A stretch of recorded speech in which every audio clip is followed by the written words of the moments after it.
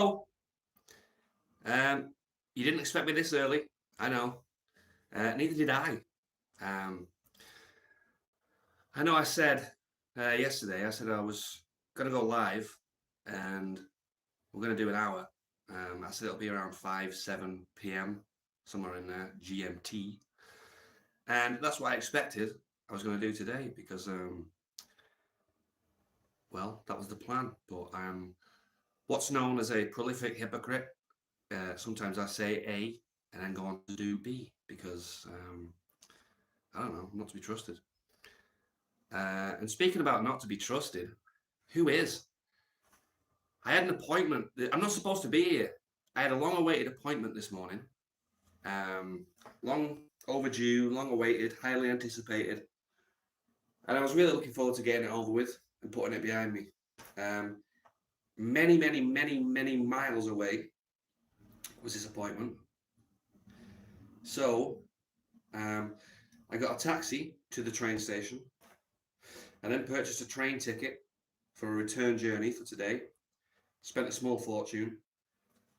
And as I'm sat on the train, I thought I'll check my emails. So I went to check my emails, and I had an email from the people who the appointment was with saying, "Oh, by the way, don't bother attending today. We've rescheduled your appointment for next week." So I'm a little, not only because I just wanted to get the thing out of the way with, but I've spent a chunk of money that I don't really have, to be honest. It's not cheap trying to do this carnivore diet thing as it is, let alone be, spending money on unnecessary journeys. So anyway, I jumped off. I saw this email, jumped off at the first available stop, got the train back home, sat there like a pillock, got off, went back home. So now I'm back home. And I thought, I'm going to go, we'll do it live. Bill O'Reilly. I thought, let's just do it now because there's no time like the present. So yeah, here I am. How's everybody doing? Hope you're well. You for those of you who are males and have dads, I know that's kind of a rare thing these days, having a dad. But did your dad ever say to you when you were, when you were younger and you were going to meet your girlfriend or you were going on a date or something? I don't know if this is just my dad thing or like a dad thing in general. But my dad would say, "Give her one from me." And in hindsight, that's disgusting. That's really not on. Especially when you're like, 15, 16 and stuff. You'd go, right, I'm off, I'm going to meet my girlfriend or, I'm dating this girl or whatever. And on the way out the door, you'd go, "Give her one from me."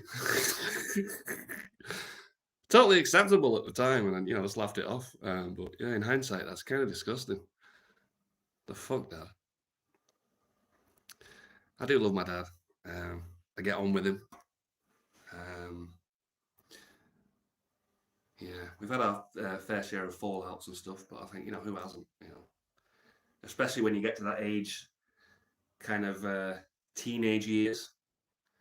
My mum and dad don't live together. They were married for a little while, but that didn't work out. But I would visit him often. And yeah, several times in my teenage years, we had the typical sort of fallouts, if you will. But hey, that's a long time ago. And these days we get on very well. By no means is anyone perfect. And that includes, well, everyone. And one of the keys, if not the key, to being at peace is forgiveness. JLP talks about it all the time. We have to forgive our parents. Now, people hear that and they think it implies that you're saying you've got bad parents. No. Nothing like that.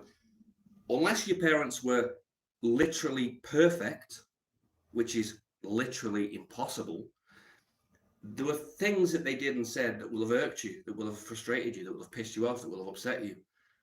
That's just life.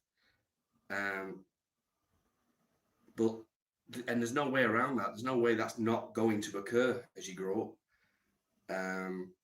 And people generally harbour those kind of resentments, sometimes small, sometimes bigger, these kind of resentments throughout adult life, and it causes a blockage between you and peace and relationships with others that you really need to let go of.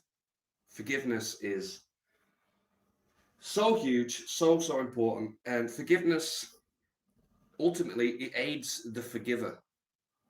It's not about the forgiver. Like if someone's wronged you in a big bad way, forgiving them doesn't imply that you then have to go and hang out with them and be the best friend. No, you can never see him again. You can never speak to him again if you don't wish to. But to harbour resentments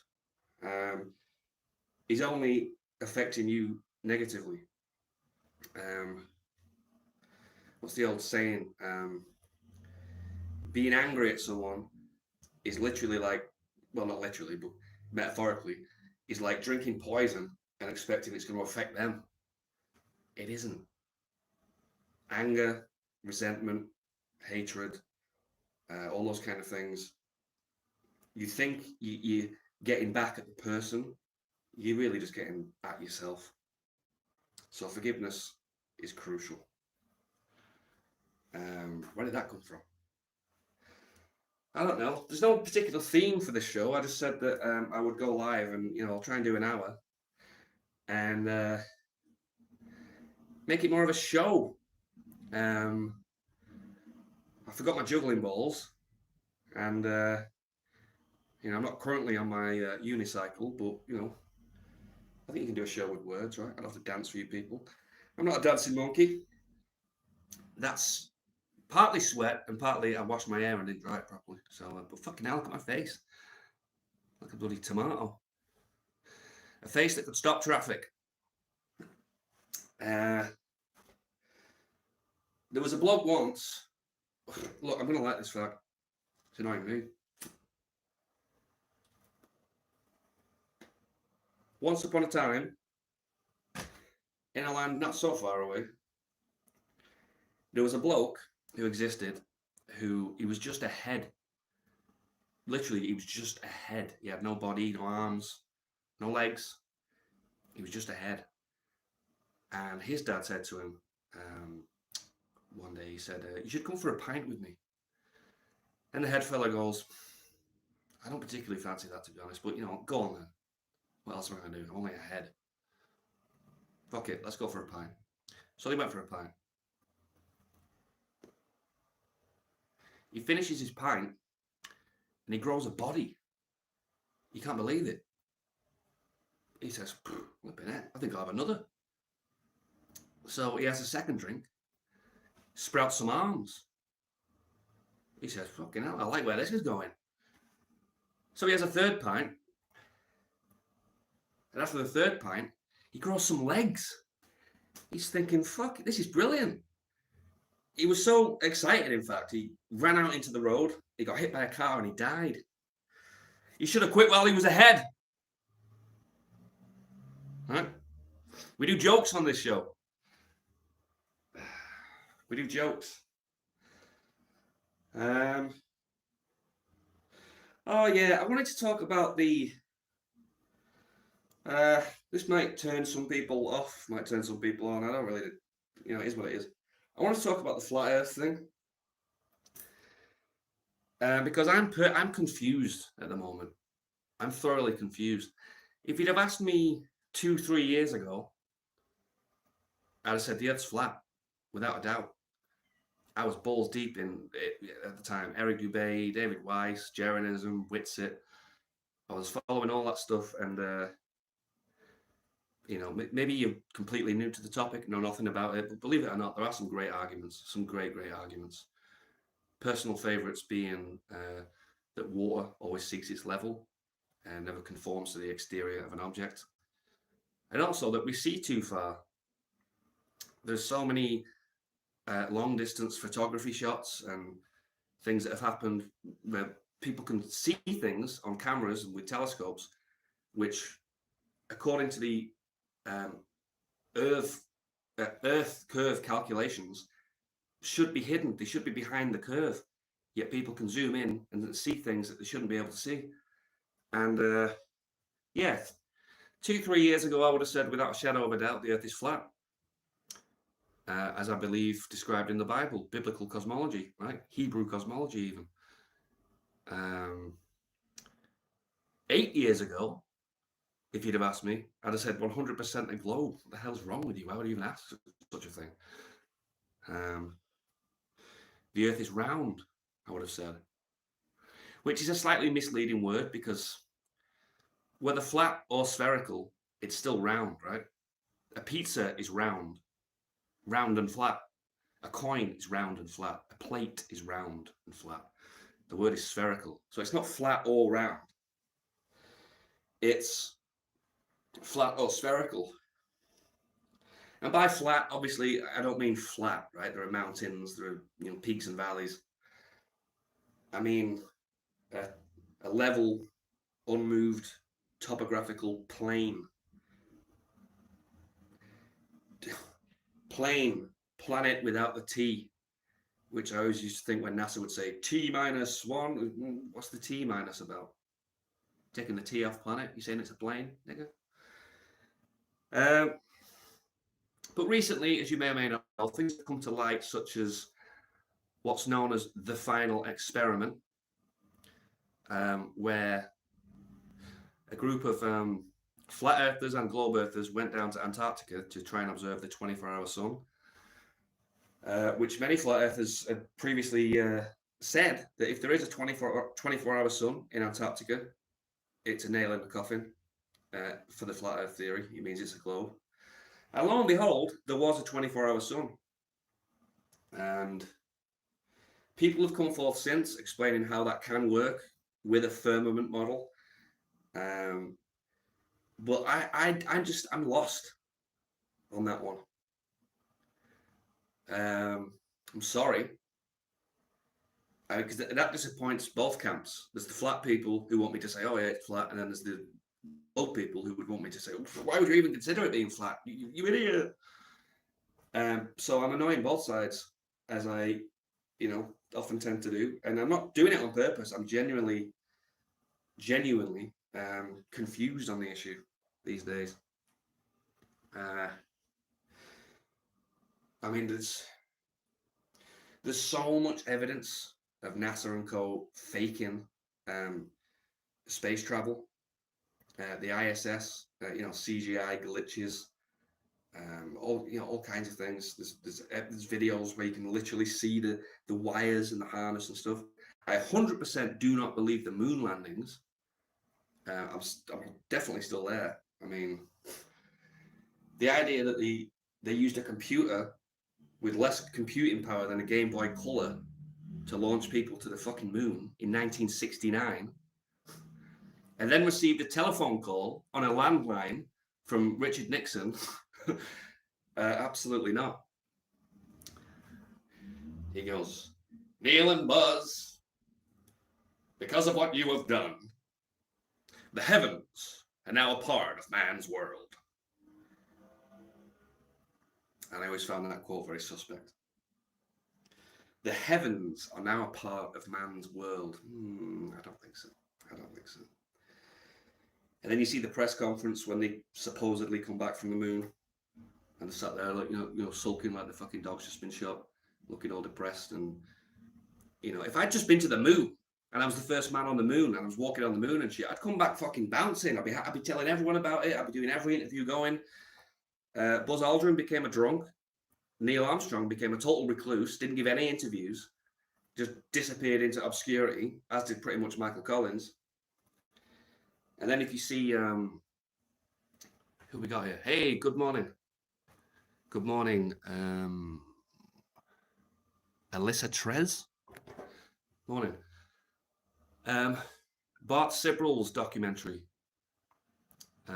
He's got a few great documentaries, but Astronauts Gone Wild, my personal favorite, where he tracks down every astronaut who allegedly went to the moon, walked on the moon, interviews them and asks them to swear on the Bible that they walked on the moon. And they all freak out. Many of them run away, like literally run away. Buzz Aldrin punched him in the mouth, quite famously. Astronauts Gone Wild, Bart Sibrel. If you've not seen that documentary, you need to see it. It's amazing. Amazing.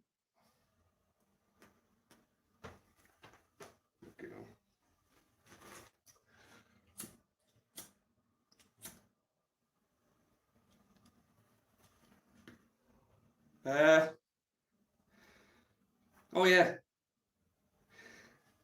I told you in the other thing about that time I got suspended from school for dropping that bag out of the top floor window. My mate was supposed to catch it, but it hit the headmaster in the head. Bit of a long story, but it was a genuine mistake. But you know, it looked quite malicious, and I was suspended for a couple of weeks. There was another time I remember. I can't remember if I was suspended or not. I think I was for maybe just a matter of days or something. And this was another mistake. Well, it wasn't my fault. Here's what happened. For some reason, there was a shopping trolley in the staff car park, right? For some reason. We were on our dinner break. Me and my best mate at the time, Josh Starr, legend, we were walking through the car park, and these lads, other lads from in the same year as us, they came up to me. They went, "Oh, Dean, you'll do it." He said, "Get in this trolley, and we're going to push you around, you know, in this trolley." And being just a naive idiot who just likes, I don't know, attention or whatever, I went, "Yeah, I'll do it." I got in the trolley, and Josh Starr was telling me, he said, my mate, he was saying, "Dean, come on." He said, "Don't do it." He said, we've got hijinks to be had in the library. What are you doing getting in this trolley? So I got in the trolley, and the running, you know, pushing this trolley with me quite fast. And then the guy lets go, and the trolley goes spinning down, you know, the car park, smash right into the side of one of the staff cars. It was the caretaker's car. It leaves a big dent in his door. I freak out, jump out the trolley, leg it from the scene of the crime. And as I'm legging it, I hear the deputy headmaster in the background shout, "Dean!" I was collared. Anyway, I got, you know, hauled in, interviewed, and what have you. And I had to pay for the door to be fixed, even though it wasn't me. I was in the trolley. But what about the guys pushing it? What about the guys that pushed it into the car? Where's their punishment? Nothing happened to them. Life's an unfair funfair. Life's an unfair funfair. Pull up in my underwear. Slay anyone who dare. Say I need to cut my hair. I got a suffragette gushing over the stuff I said. I'm in your mother's bed reading books and receiving head. So there was that. I shouldn't have got in that trolley. I should have gone with my mate Josh Starr to the library to cause hijinks, because we had a lot of fun in that library. I remember one day it's a classic gag, it's nothing special, you know, an open Coke can, and we put it at the top of the library door so that the next person that walked in would get hit with an open Coke can and, you know, covered in Coca-Cola. Funny, right? Especially when you're like 13 or something. So I opened the Coke can, put it at the top of the door, and my luck being my luck in this unfair funfair, who walks in next? It wasn't a kid. It was my English teacher. She opens the door. The Coke can falls down. It lands upside down in a cleavage. Glug, glug, glug, glug. All this Coke starts soaking her, basically. And everyone in the library, like, gasps, laughs, you know, screams, and all look at me. I'm trying to act nonchalantly, and everyone else is literally staring at me. So it was so obvious it was me. And I was hauled in again. She took me to my head of year at the time, who has since been jailed for necrophilic and bestiality and paedophilic images. That's another story. But we liked him. He was all right at the time. Well, we thought so. Anyway, she takes me to him, covered in this fucking Coca-Cola, drags me into his office and says, "Explain to Mr. Rafferty what you've just done." So I told him the story, and he burst out laughing. Very unprofessional. He burst out laughing. And she was going, "Mr. Rafferty, this is no laughing matter. This is a serious incident. I could have been injured." So he stopped laughing, made me apologize, and I did. I was sorry. I didn't mean for that to happen exactly. Hey, those were the days. My mate Josh Starr. Not seen him since school. Not once. Never heard from him. Never heard of him. Which is kind of crazy because at one point we were together literally every day causing mischief. I'd always get in my packed lunch, my mum would always put in like an apple or an orange, some piece of fruit. And I never would eat that because I was 13. I didn't like fruit. And so what the apple was for every day was Josh had a very, very good throwing hand. He was a very strong for his age, and he could throw stuff very, very hard, very fast, very far. And he'd use the apple or the orange or whatever it is, and we'd find like an active classroom with an open window, and he'd throw the apple in at the window. It would hit the ceiling and splat on the ceiling, and then all over everyone in the class, and we'd hear the gasps and the shrieks, and then we'd run away thinking we were great. Josh Starr, what a guy. He was more the ideas man, and I was sort of the fall guy. I would tend to do the things and get in trouble, and he was more sort of the mastermind behind it all. Sneaky bastard.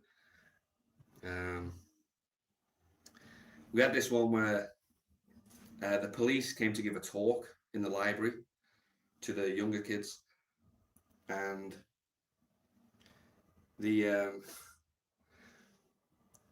it's like the back of the library, it was all windows. The entire wall was just windowed. And so as the police were giving the talk to these kids, we got these massive sheets of paper from the art block, and we wrote offensive things. I can't remember what we wrote. It wasn't just swear words, it was some offensive message. And we thought it was foolproof because we thought, what we'll do, we'll hold these things in front of us so it covers the face, and then we'll walk by the window like this. So all the kids will see the offensive language, they'll laugh, it'll cause a scene, and they won't know it's us because we've got this big piece of paper in front of our face. It's foolproof. What can go wrong? And so we did that. Brilliant. Worked a charm. There was uproar. The kids were laughing. The teachers were panicking. It was perfect. Little did we realize, at this back wall of the library, there was a CCTV camera literally pointing right at us. So even though they can't see who we are, because we've got these big sheets of paper in front of our faces, the camera quite clearly identifies us. Me, Josh Starr, and Mark Wakefield, I believe. Mark Wakefield, he was another one. This is one of the worst things we did. In the art block, people had they made these clay models for like their GCSE thing or whatever. These I think they were like heads, like busts, people's head. They've made it out of clay. And this was more him than me, to be fair. He'd go in with a rolling pin, just smash them. He got caught doing that, but you know how he got away with it? The luck of some people. One of the things that he'd smashed open, inside of it was the teacher's wedding ring. She thought she'd lost the wedding ring all this time. And because my mate, being an arsehole, smashed this bust, this clay head, it exposed the fact that her wedding ring was inside of this clay bust. So she found a wedding ring. So she was so grateful and thankful. And so he completely got off with it and never got in trouble. Fuck's sake. Sometimes people are just lucky. I don't know, man. I'm hit and miss. I sometimes like to refer to myself as the luckiest man alive because in many ways I am. You know, I'm a very grateful person, and in many ways I am very lucky. But in a lot of ways, I'm very, very unlucky.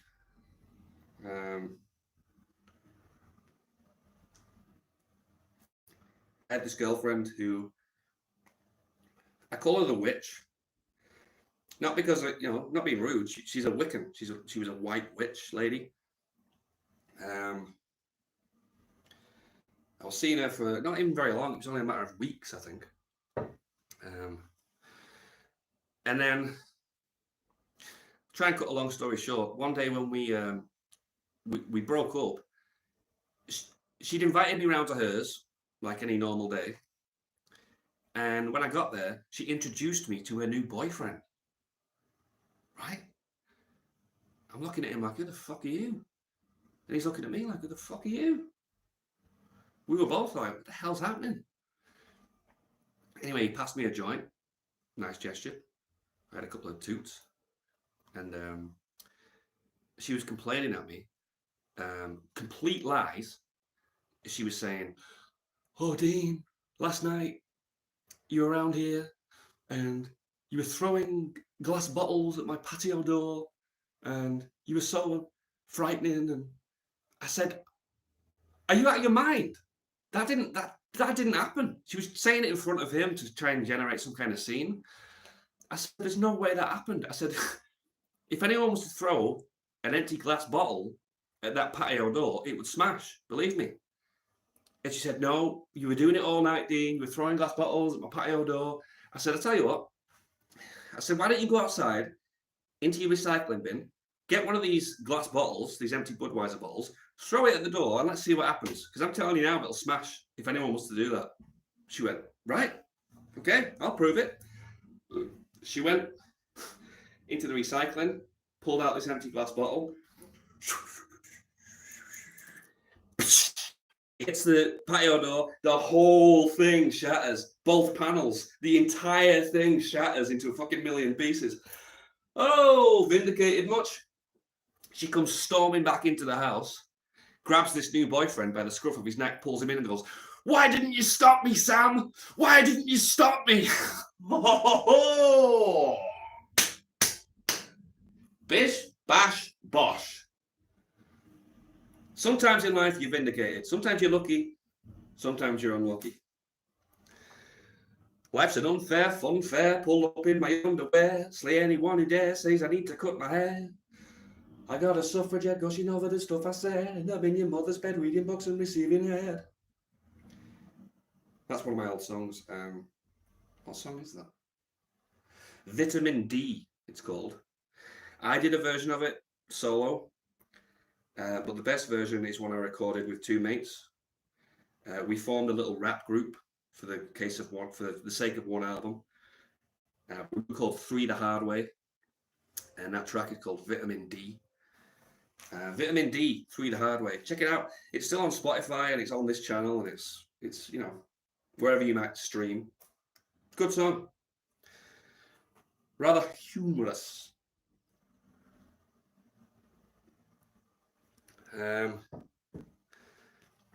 What else? Oh, yeah.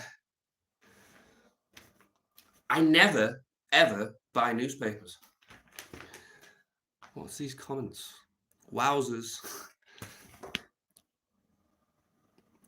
Was Josh Kinazi, by chance, a juicy ice? I don't understand. Sorry, Melissa. I do not understand that question. Perhaps rephrase. Anyway, I knew I'd be going live, and so I just thought, let's do something I've not done in maybe 15 years. I bought a newspaper. Remember these old relics? Well, apparently they still exist. I stole this from the museum. No, I didn't. I purchased it from Morrison's. And I've not looked at it yet, and I just thought, what the hell? We'll have a look at it. We'll go through what crap they are pumping out today. William and Kate returned to the Scottish island of Mull yesterday on their 14th wedding anniversary. The fun-packed trip saw them help DIY, try whiskey and haggis in Tobermory, where a local told fellow cancer survivor Kate, "Well done, girl." The news, ladies and gentlemen. The fuck?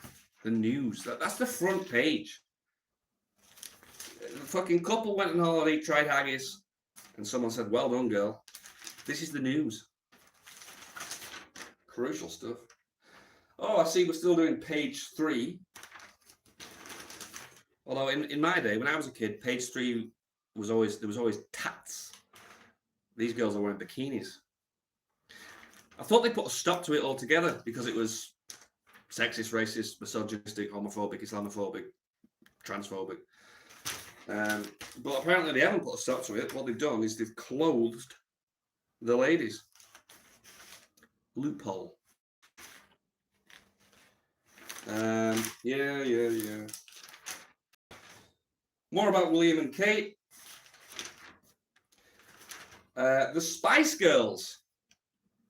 The Spice Girls are set to reunite to mark the 30th anniversary of their first hit. Jerry Horner, formerly Jerry Halliwell, and the band are back in touch. Blah, blah, blah. Wasn't that lovely? Picture of Nigel Farage holding a pint. The obligatory Nigel Farage holding a pint picture. It wouldn't be a tabloid without one of those.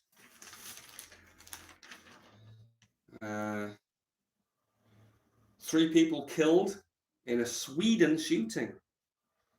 Makes a change from America. Some stuff about Beyonce. Beyonce's incredible. And there's a picture of her stood atop a golden bull. That's Baal, right? That's literal satanic symbolism. In your face. More bollocks. High treason. They've cut down a big tree. The sycamore gap tree stood proud over Hadrian's Wall for over 100 years. It was felled in 2 minutes 41 seconds by chuckling idiots with chainsaw, jury told. Well, it's not every day you read about chuckling idiots with chainsaws, but that's a headline I can appreciate.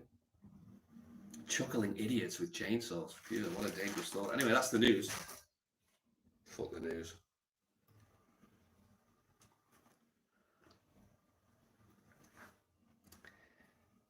I mean, I've always taken the news with a pinch of salt, just from being born. I don't know, I have this inherent skepticism, especially when it comes to certain types of authority. But these days, the news I take with a skipful of salt. It's literally, have you ever seen the meme? Hello, welcome to BBC 6 o'clock news. Here's what we want you to think this evening. That's all it is.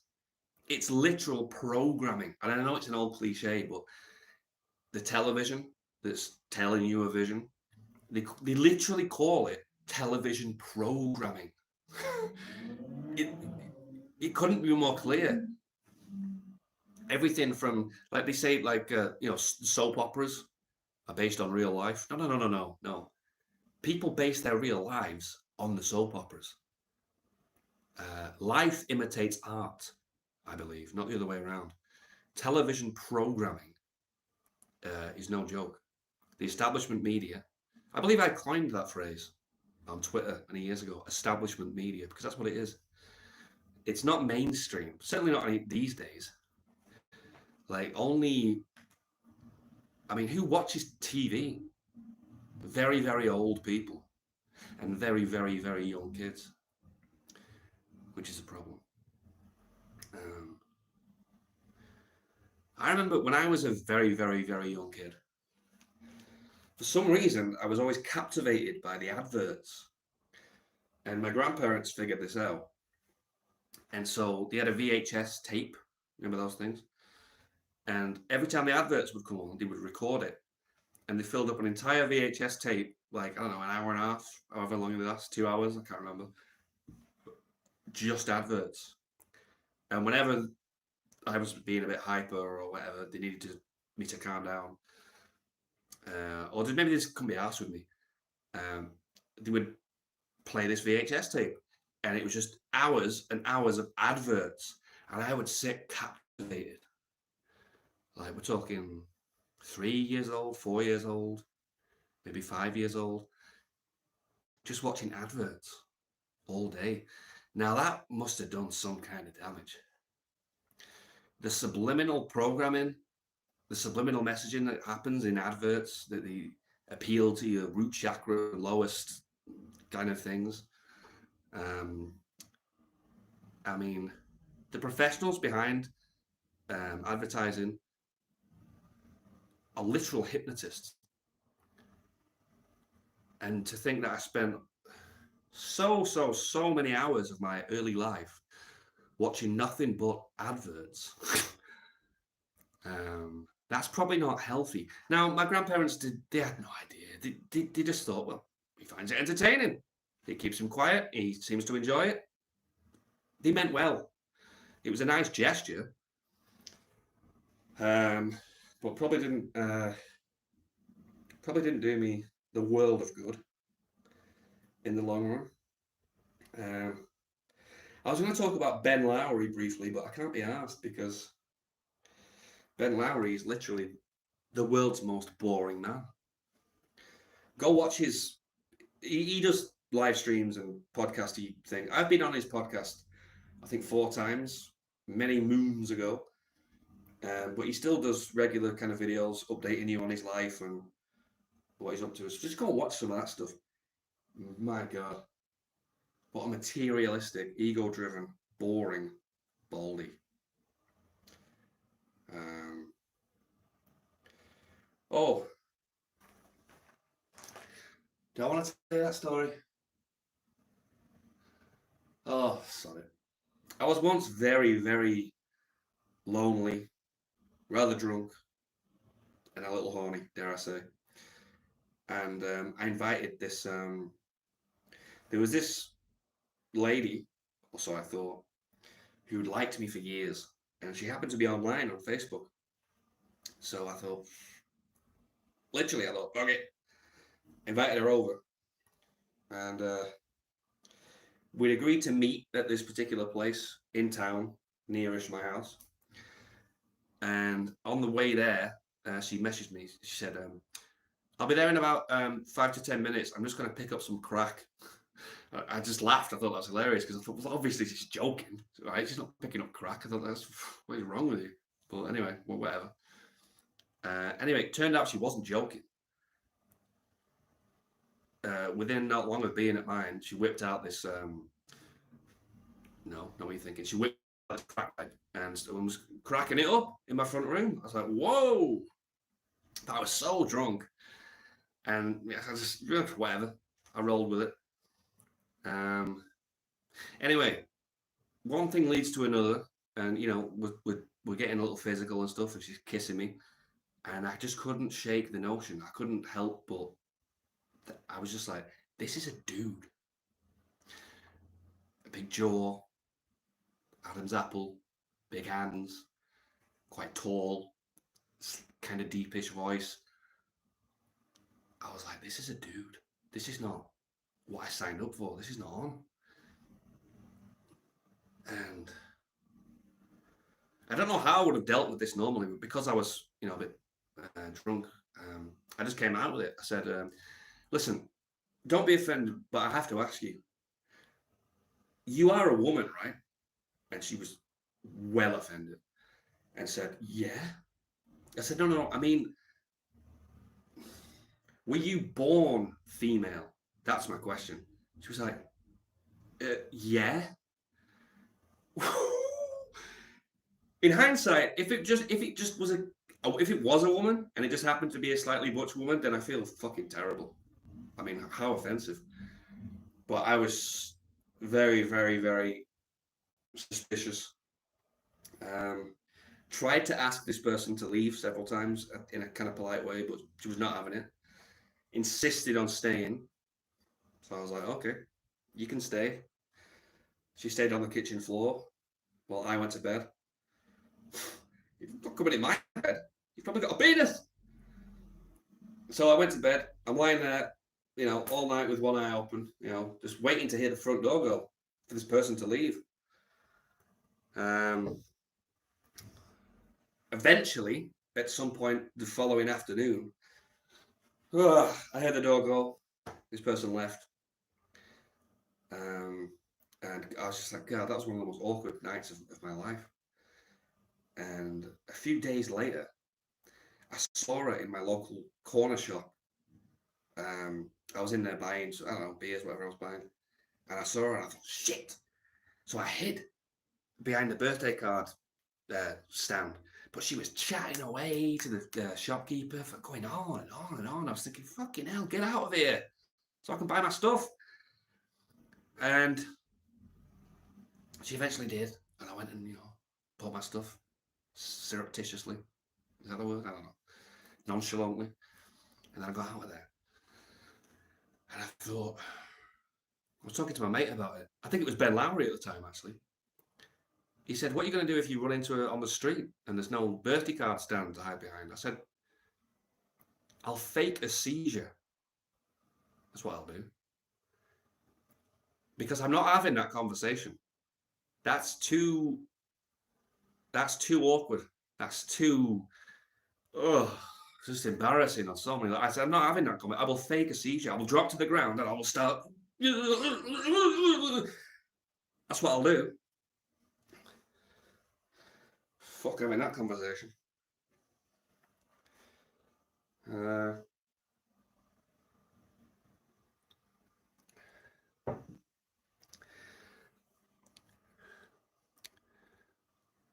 What do you think about Prince and Rue's whistleblower offing herself? Virginia Giuffre, is it? Yeah, I think it's highly suspicious. I mean, come on. I've not looked into it a lot, to be quite honest, but I know that, what was it? She was hit by a bus, right? Or involved in some kind of serious bus accident. And she recovered. And she said, I'm glad to have recovered. I'm happy to be alive. I'm grateful to be alive. And then, a week later, a couple of weeks later, she commits suicide. Yeah. She was what they call suicided, right? I'm almost certain. I mean, like I say, I haven't looked into it extensively, but it fucking stinks. You accuse the royal family of that level of criminality. Look, the way it works in the UK, the royal family can't go to jail. They cannot be prosecuted. Very, very few people understand this. The police, when they swear their oath, it's to the crown, it's to the queen or king, to the monarchy. Judges themselves, they all want knighthoods. They swear an oath to the crown. They're seeking knighthoods. They're not going to prosecute anyone from the family to which they swear an oath to. That's just not how it goes. The royal family can literally get away with anything, legally speaking. Karmically, nobody gets away with anything. But legally speaking, in this country, they can get away with anything. And they do. And have done for many, many, many, many, many, many, many, many years. There was an article once in the Daily Mail. It said, royal family eat human flesh and drink human blood.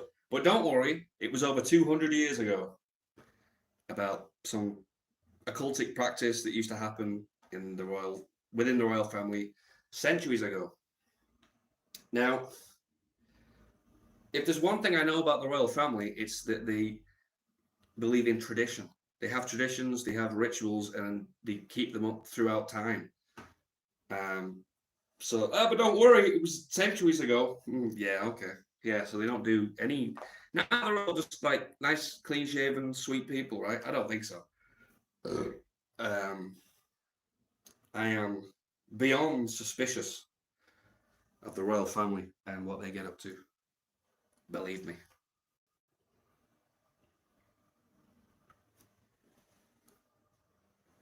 Um, yeah, poor Virginia. I think she's been killed.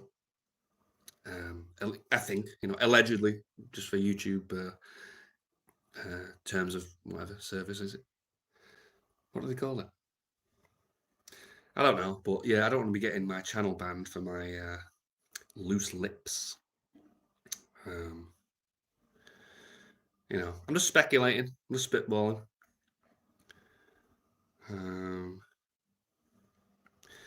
I've got a few other things written down that I was going to talk about, but I don't really want to talk about any of them, to be quite honest. So yeah. I refuse to endorse the Blue Man Group. Not until they hire an orange man and a purple woman. We do jokes on this show. We do jokes. I was speaking to a lady in a nightclub once. She said, I wouldn't sleep with you if you were the last man on earth. I said, well, if I'm the last man on earth, who the hell's going to stop me? We do jokes. We do jokes on this show. We do jokes. I said to her, how tall are you? She goes, I'm 5'2", but I'm 5'6" in heels. I said, well, what's that got to do with it? I can run the 100 meters in fucking 13 seconds, but give me a motorbike, I'll do it in 4. I asked you your height, not your personal best.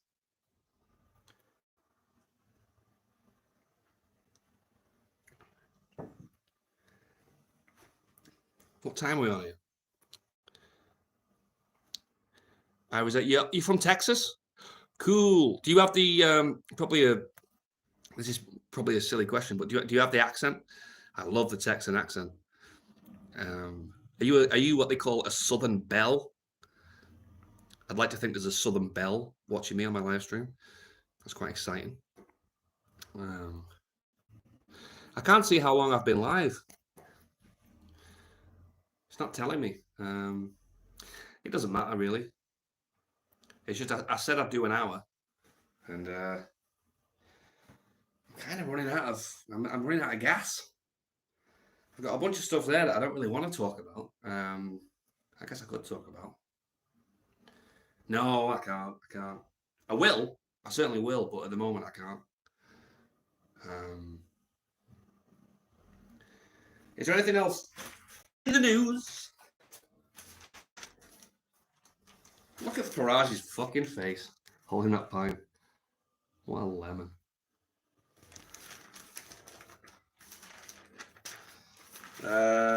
Three kills in Sweden. Beyonce doing satanic shit. Picture of David Beckham for some reason. Chuckling idiots with chainsaws. Yeah. You won't believe this headline. What the fuck? I'm going to have to show you because you're not going to believe it. The night I ate Jeremy Clarkson's brains. So for one thing, he's got more than one brain, apparently. Interesting. This guy ate what? Snail caviar, pig uterus, and crispy fried squirrel. Welcome to the madcap menu that Jeremy Clarkson says is the future. They're eating crispy fried squirrel, crispy fried pig uterus, Cotswold snails, and lamb's brains. Oh, it's Jeremy Clarkson's menu that the guys are eating, which includes brains. Who's this? Got someone at the door, right? I'm gonna have to call it a day. Thanks for watching. Speak to you later.